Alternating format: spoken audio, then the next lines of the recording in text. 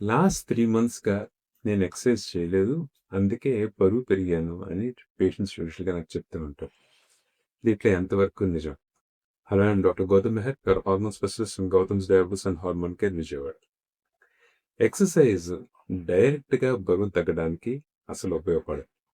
మరి డాక్టర్స్ ఎందుకు చెప్తారు బరువు తగ్గమని అంటే 2 కారణాలు. ఎక్సర్సైజ్ కన్సిస్టెంట్‌గా, రెగ్యులర్‌గా చేస్తే గనక మనం తీసుకునే ఆహారం కూడా ఆరోగ్యకరమైన ఆహారం తీసుకునే తత్వం ఉంటుంది. Smart food choices.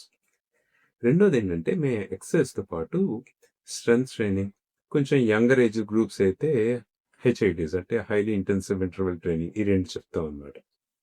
ఎప్పుడైతే ఈ స్ట్రెంత్ ట్రైనింగ్ అనేది చేస్తే మనకి కండ శాతం అనేది పెరుగుతుంది. ఎప్పుడైతే మనకు కండ శాతం పెరుగుతదో బాడీ మామూలుగా ఎక్సర్సైజ్ చెయ్యని టైంలో కూడా కొంచెం ఖర్చు పెట్టే తత్వం ఎక్కువగా ఉంటది. సో, అలా ఇండైరెక్ట్‌గా కొన్నాళ్ళ మీద బరువు తగ్గడానికి ఉపయోగపడతది. ఆర్ డైట్ కొంచెం ఇటు అటు తేడా అయినా బరువు పెరగకుండా చూసుకుంటది. అంతేకాని ఎక్సర్సైజ్ బరువు తగ్గడానికి డైరెక్ట్ ఎఫెక్ట్ అయితే ఏం లేదు. ఇప్పుడు డైట్, ఎక్సర్సైజ్ ఓవరాల్‌గా మనం బరువు తగ్గడానికి నార్మల్ వెయిట్ రావడానికి ఏం చేయొచ్చు అనేది నెక్స్ట్ వీడియోలో తెలుసుకుందాం.